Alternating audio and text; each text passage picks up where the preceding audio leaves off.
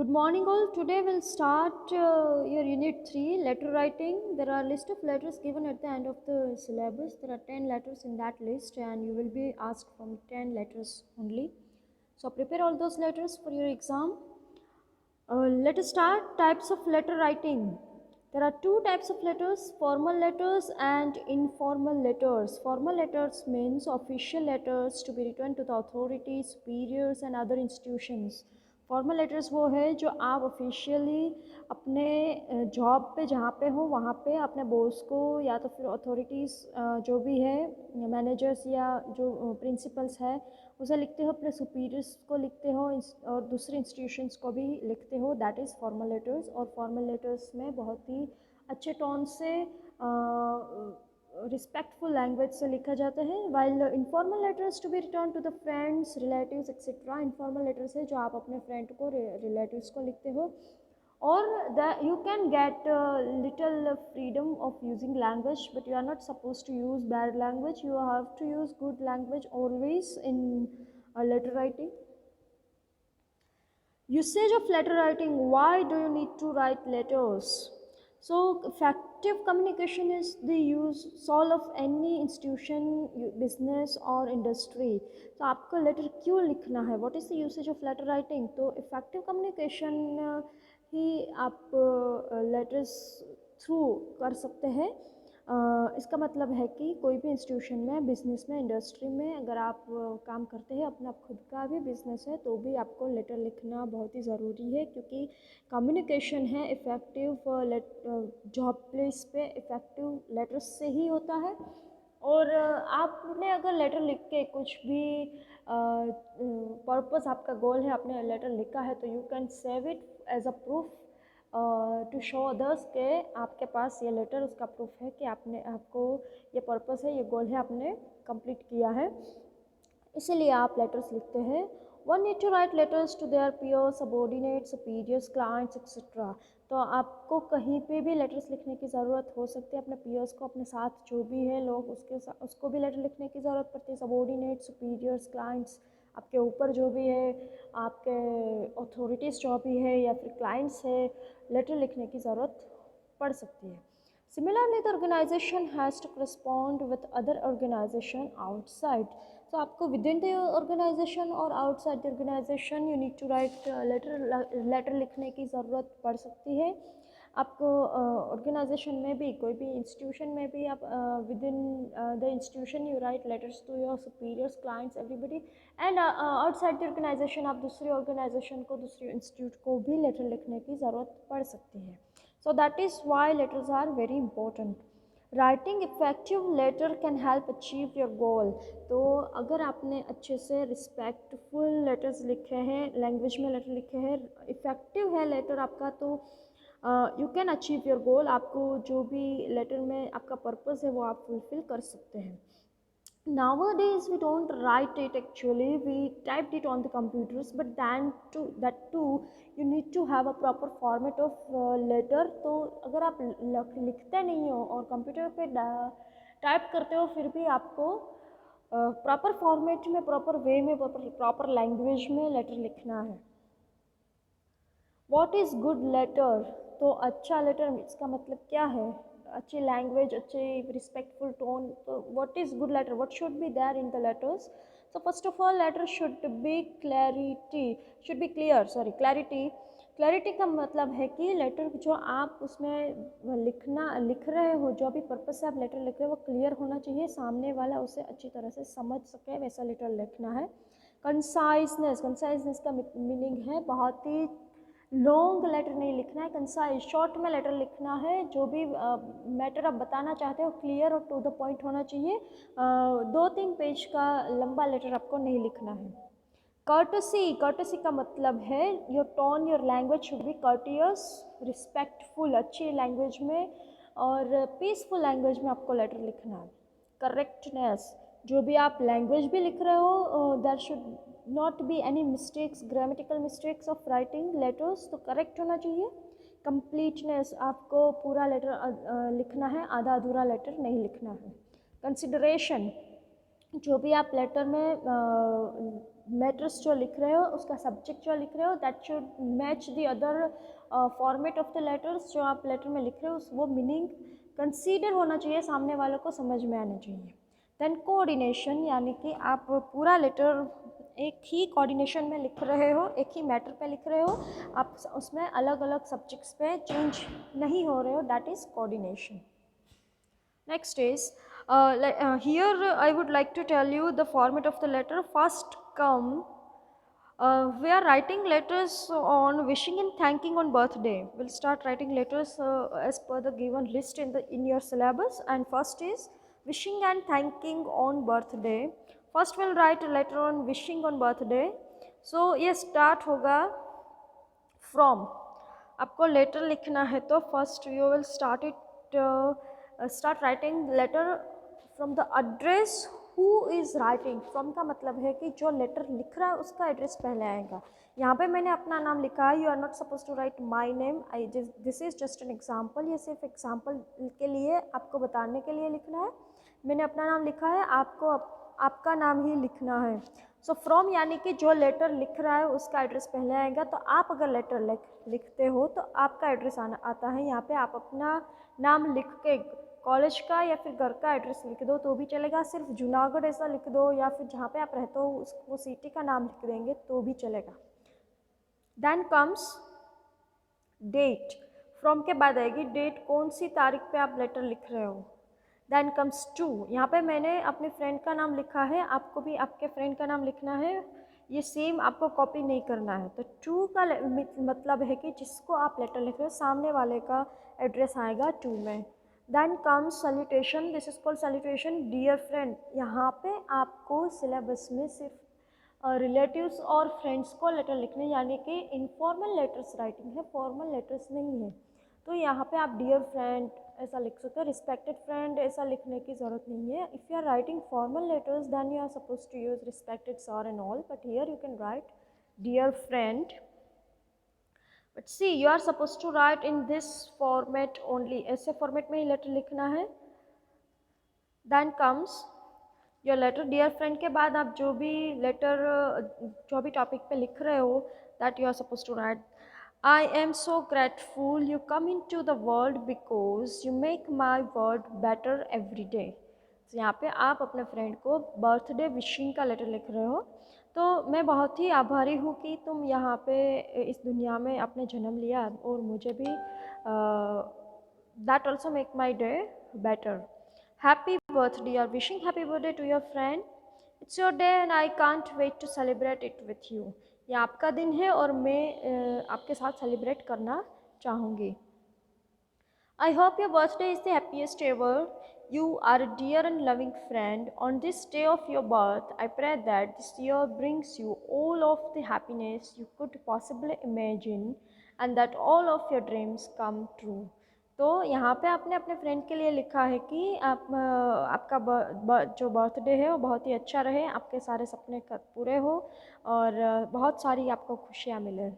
Yours loving, then yours at the end yours loving will also come, everything will come one side only, you are not supposed to change the sides। जो old format था उसमें आप दोनों sides पे address और last में yours faithfully और loving ये सब लिखते थे, लेकिन this is the newest format and you are suppose to write all the letters in this format only.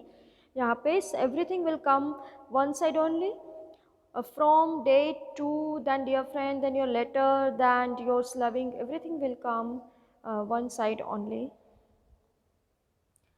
Then next letter is thanking on birthday। See in first letter only I wrote from a date into, that is the proper format, this is the proper format, from date to then dear friend then your letter then yours loving, ये format में ही आप सब letter लिखेंगे। अब मैं दूसरे letters में ये रिपीट नहीं कर रही हूँ, इसका मतलब ये नहीं कि आप भी ऐसे ही डियर फ्रेंड के से स्टार्ट करें, आपको properly from a date then to से ही स्टार्ट करना है। मैं यहाँ पे सिर्फ एक एग्जांपल दिखा दिया है। Now I will start from dear friend. Dear friend, this is a thanking on birthday. Words are enough to express the feelings of heart, so thank you for your kind words and beautiful wishes। तो आपने अपने friend को birthday wish किया है तो वो आपको return में थैंकिंग का लेटर लिखता है और बताता है कि words are enough to express the feelings. आपने जो भी मुझे बताया, मेरे बर्थडे विश की, मैं उसके लिए बहुत ही आपकी आभारी हूँ। It really made my day memorable. मुझे ये आपके वर्ड से मुझे मेरे दिन को बहुत ही खुश हुई मैं, और मेमोरेबल बनाने में मुझे हेल्पफुल हो रहा है।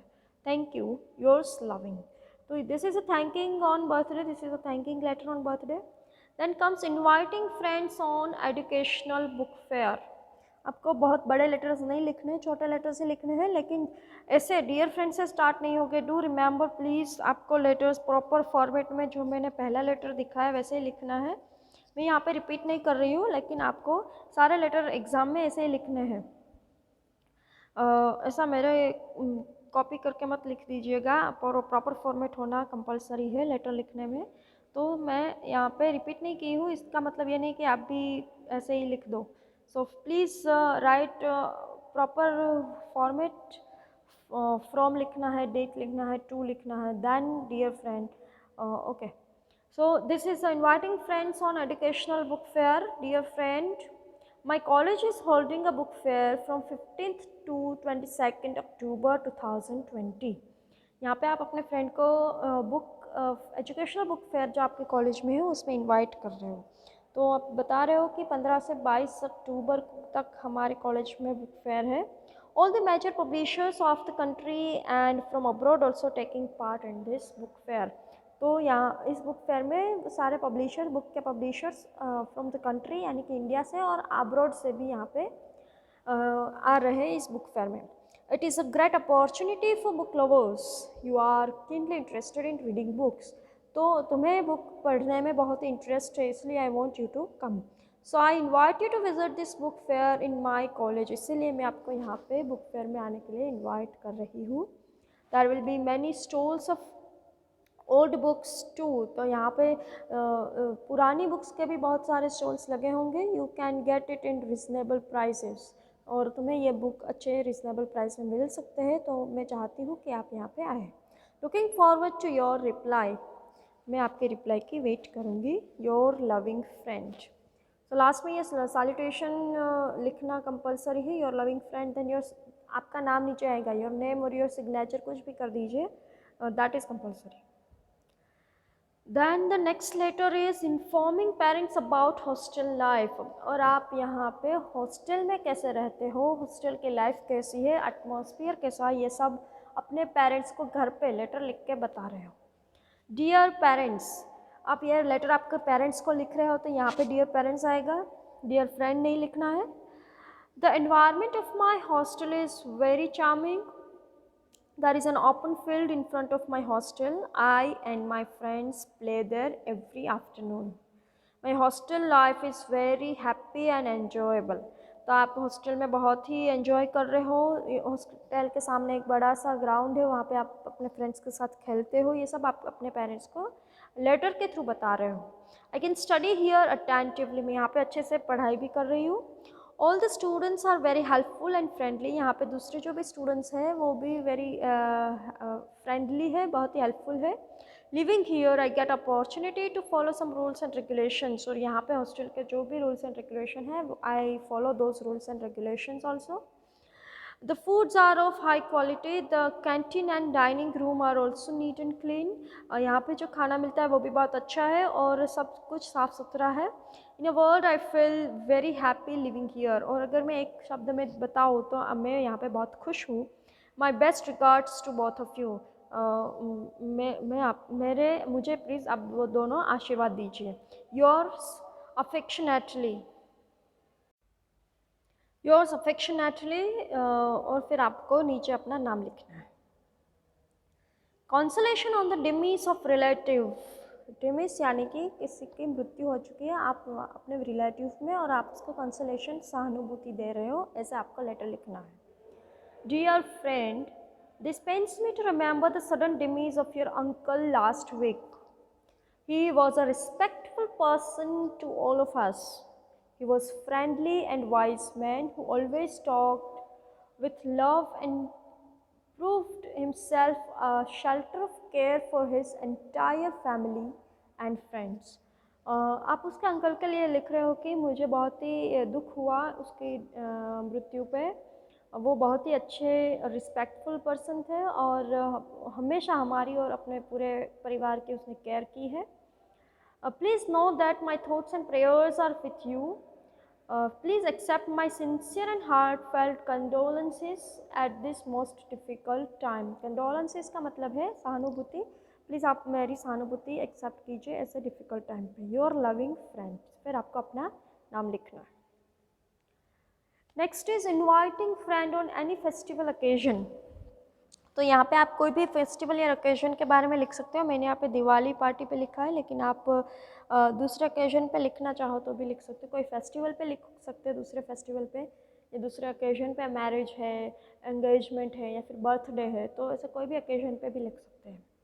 सो here I wrote about Diwali party. Dear friend, we have been planning to throw a Diwali party at our home and I would like you and your family to be a part of it. तो यहाँ पे आप अपने friend को बताते हो कि हम हमारे घर पे दिवाली की पार्टी करना चाहते हो और मैं आपको अपनी फैमिली के साथ इनवाइट भी करना चाहता हूँ। I have invited all other friends as well as their families and there are some programs and games. तो मैंने दूसरे फ्रेंड्स को भी इनवाइट किए हैं उसके फैमिली के साथ और हम इस पार्टी में थोड़े कुछ प्रोग्राम्स भी रखेंगे, गेम्स भी रखेंगे। So it will be fun, तो बहुत ही मज़ा आएगा। I will feel happy to have you people be a part of this function at my home. तो मैं अगर खुश होगा अगर आप लोग मेरे घर पे आए, दिवाली पे पार्टी मनाए, तो मुझे बहुत ही खुशी मिलेगी। Your loving friend. Next is inviting friend on educational tour. आप अपने फ्रेंड को एजुकेशनल टूर पे इनवाइट कर रहे हो, बाहर कहीं टूर पे जा रहे हो तो आप अपने फ्रेंड को भी इनवाइट कर रहे हो। Dear friend, I would like to inform you that my parents are taking us on an educational tour to science museum, Akshardham temple, zoo etcetera. तो आप अपने फ्रेंड को बता रहे हो कि मेरे पेरेंट्स हैं हमें एजुकेशनल टूर पे लेके जा रहे हैं साइंस म्यूज़ियम में, अक्षरधाम टेम्पल में, ज़ू में, दिस वीकेंड, इस वीकेंड को ही हम जा रहे हैं। To know more about our country, animals, our nations history and development of science. तो वो हमें बताना चाहते हैं हमारी कंट्री के बारे में, एनिमल्स के बारे में, हमारी नेशन के हिस्ट्री के बारे में और साइंस के डेवलपमेंट के बारे में, about that education and all. तो मैं चाहता हूँ कि आप भी इसमें ज्वाइन हो। I would like to invite you to join us on the 2 days tour. तो मैं चाहता हूँ कि आप 2 दिन के टूर में हमारे साथ आइए। Kindly inform me about your programme. इसका मतलब है कि प्लीज़ मुझे बताइए अगर आप आ रहे हैं या नहीं आ रहे। Your best friend, then you are suppose to write your name. Now next is letter on recalling school days. अब आप कॉलेज में हो तो आपको अपने स्कूल डेज में अपने फ्रेंड को लेटर लिखते हो कि आपने स्कूल डेज में कितना मज़ा किया है, रिकॉल करते हो आपके स्कूल डेज को और everything you are writing to your friend about the school days.